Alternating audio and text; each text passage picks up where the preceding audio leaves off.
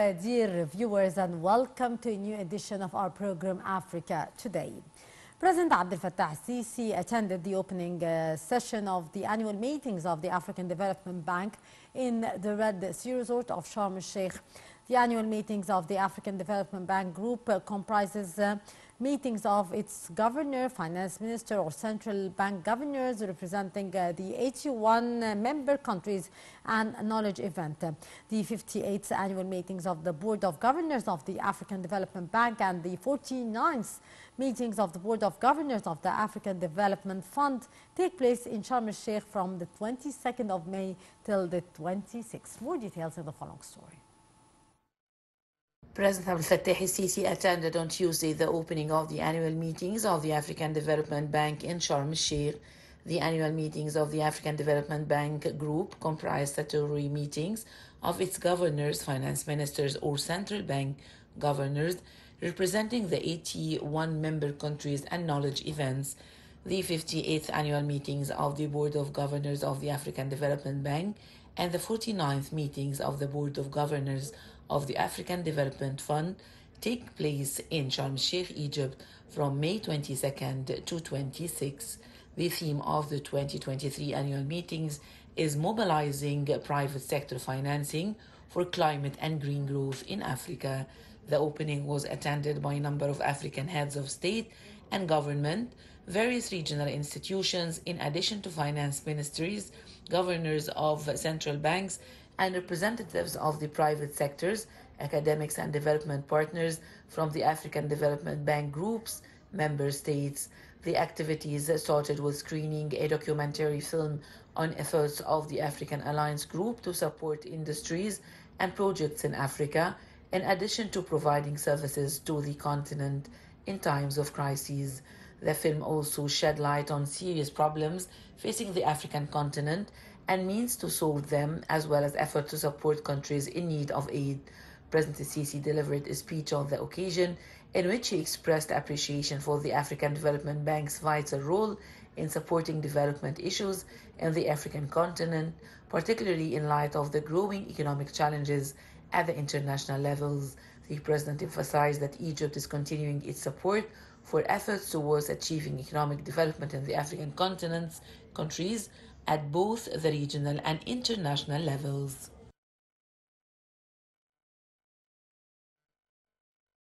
President Abdel Fattah al-Sisi said that Africa needs unconventional ideas and financing solutions to address the pressing issues such as the climate change and sustainable development.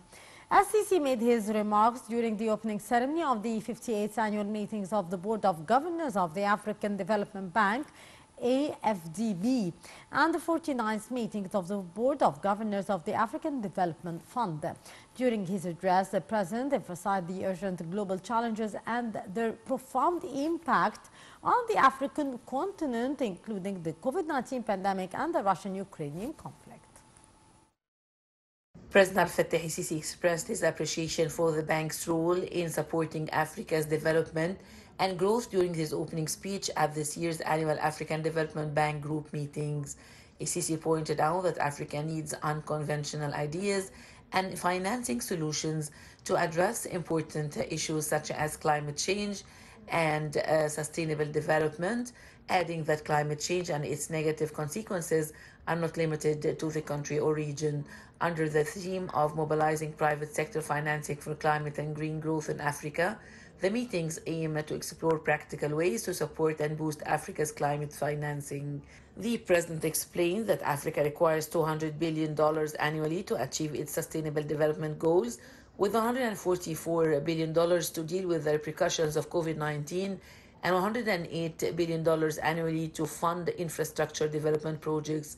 He also highlighted that Egypt continues to support the acceleration of African nations' economic development efforts. The 58th annual meetings of the Board of Governors of the African Development Bank and the 49th meetings of the Board of Governors of the African Development Fund are being hosted at Sharm el-Sheikh, Egypt. Various African heads of government and regional institutions were in the attendance.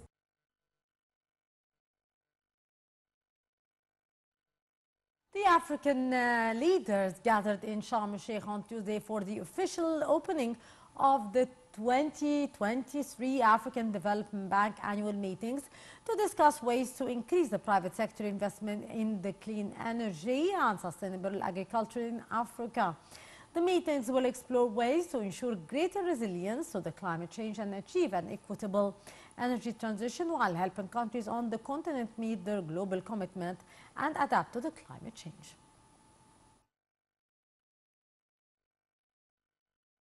At least 3,000 participants, including the private sector, civil society, and government representatives, attended the opening of the 58th annual meeting of the African Development Bank Group, which is taking place in Sharm el-Sheikh.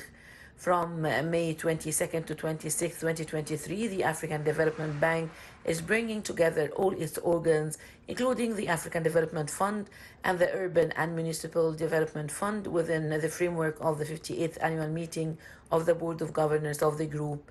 During 4 days, sustainable development experts, economic operators, and political leaders of the continent will discuss strategies to accelerate green growth, especially in countries most affected by the effects of climate change, starting with Egypt, where the gross domestic product estimated at 341.7 billion euros in 2021 by the World Bank, the host country of the 27th United Nations Conference of the Parties on Climate Change, COP27, held in November 2022, is constantly on the lookout for climate financing for strengthening the food security of its 109 million inhabitants plagued by drought. That is why the AFDB will be looking for concrete investment agreements with the private sector to strengthen their contribution to climate resilience. These are mainly commercial banks and industrial platforms whose environmental impact is no longer to be neglected in view of pollution peaks, particularly in sub-Saharan Africa. The AFDB said the African green transition will require the mobilization of significant resources. Between 1,300 and 1,600 billion dollars are needed over the period 2020-2030 to implement climate action as expressed in the country's nationally determined contributions.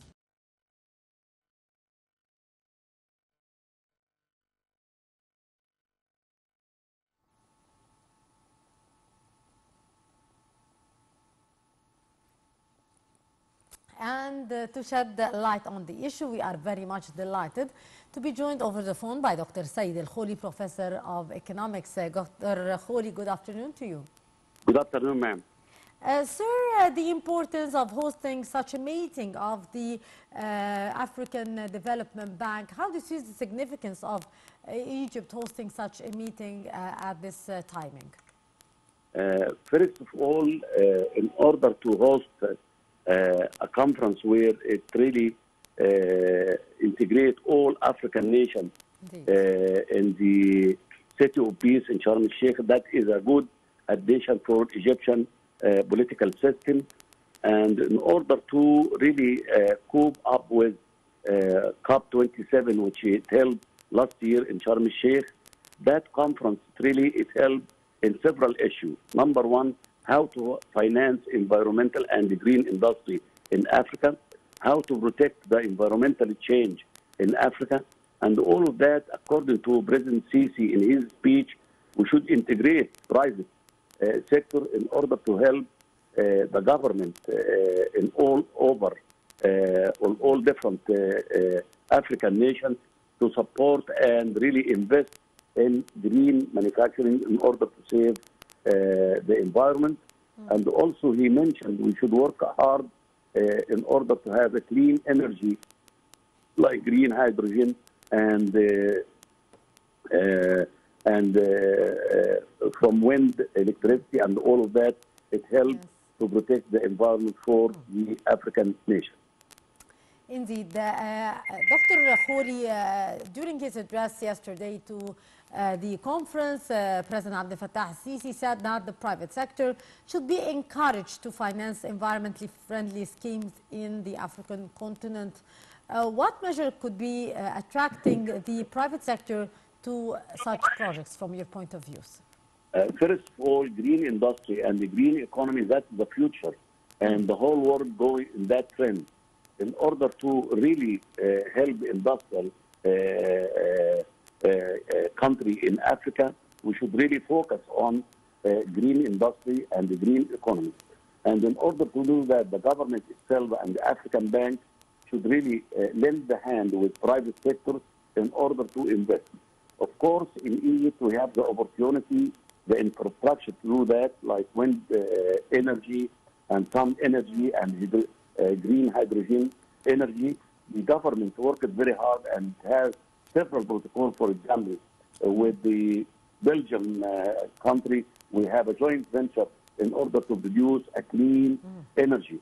And that is the future. And we should, all African nations should work on that. In order to do that, we should really integrate the private sector with the public sector in order to do this mega project. It needs a huge investment in order to really build this kind of change from traditional industrial sector to more green industrial sector. And of course, with the help of private sector, we should really give incentive for them, like tax deduction, like land and so on. We provide them with some incentive for public sector, for private sector, in order to invest in this kind of mega project. Yes. So and always we say you can't clap with one hand. You need two hands, and the two hands is the public sector and the private sector. Not only for Egypt, or all different African nations. And that's what really they conclude the conference today, where a lot of private sector are ready to participate in the development of this kind of economical or green economy and the green industry. Yes. The president also drought repercussions are calculated at around 70 billion US dollar of losses in Africa. How would you elaborate on the figures and how the losses are calculated, sir? The loss of $700 billion of losses for African nation, it really came from pollution. And remember, all European countries built their manufacturing facility and cement facility in many of African nations. And African nation, it used to export for the world raw materials. And what the President Sisi say, we should add value instead of exporting raw material. We should invest in add value added to our materials, and therefore we can export it to the world. And I always say we export with cent, and we import it by millions of dollars. And in order to do that, and an example for that, it is the black sand in Kafr Sheikh, for example. For hundreds of years, we used to export the raw materials. And now, with the agreement with joint venture between Egyptian government and Chinese government, we built a huge facility to transform the raw materials for black sand into value added. We add value to it, and now we can export the semi-product or finished product to the world. And of course, when you calculate that, if you subtract the difference between the raw materials and value added, it comes up with the number we mentioned, which is $770 billion. Yes, addressing the event, the governor of the Central Bank of Egypt, Hassan Abdullah, expressed hope that the AFDB group's meetings will materialize a future mechanism in order to deal with all issues. How important is that, Dr. Kholy? Of course, we've been, according to Egypt Vision 2030, the government working 8 years ago to develop a strategy for building more factories, build more industrial base in Egypt. You cannot really develop your economy. You are not able to really sustain your economic development unless you have a strong base for industrial base. And that is what the government did in the last 4 years.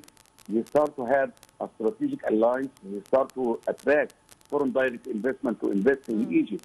And in order to use our location, use our infrastructure, use our raw materials, and use our low labor force in order to be able to compete in the world market. And I believe in the next few years, Egypt will be hub for many industrial sectors. I believe Japanese, for example, when the Japanese Prime Minister was here in Egypt, we start to build a huge facility to produce car, automotive industry in Egypt, which we didn't have before. And that is added value. For example, many like the agreement between the Egyptian government and Belgian government and between Egyptian government and German government, they start to have a strategic alliance to build an industrial base in Egypt. And now we have the infrastructure, we have the power supply, we have excess power supply, we have location, we have Suez Canal, and we'll be able to attract more and more foreign direct investment. And this will help us in many different aspects. It will reduce our unemployment rate. It will increase our hard currency in order to correct our exchange rate for the Egyptian pound in the future. Indeed. Finally, Doctor, how do you see Cairo's decision to turn to the renewable energy? Excuse me? How do you see Cairo's decision to turn to the renewable energy? I'm sorry, I can't hear your question. Can you repeat it again, please? How do you see Cairo's decision to return to the renewable energy? The renewable energy, we started already, as I mentioned before, we started really very hard with renewable energy, from windy energy, from sun energy. We are working for different aspects, and the green hydrogen also we started. I believe the whole world now is moving toward the green energy, moving toward the, and that is one of the recommendations of COP27, which is held last year in Sharm el-Sheikh. And remember, this year it will be held in the United Arab Emirates, and they are going toward this direction. Instead of dealing with the traditional kind of energy, now we look for another alternative like green hydrogen, wind power, sun power, and so on. Yes. And we start to build a huge facility in different parts of Egypt and in African nations. Indeed, Dr. Saeed Kholy, Professor of Economics, thank you so much, sir, for your precious input. And that was our edition of Africa Today, where we have been talking about the African Development Bank's group annual meetings, where hundreds of people have arrived at Sharm el-Sheikh to attend the meetings. And today it is the second day of the meetings. Our dear viewers, I'm Hissi Rabia signing off.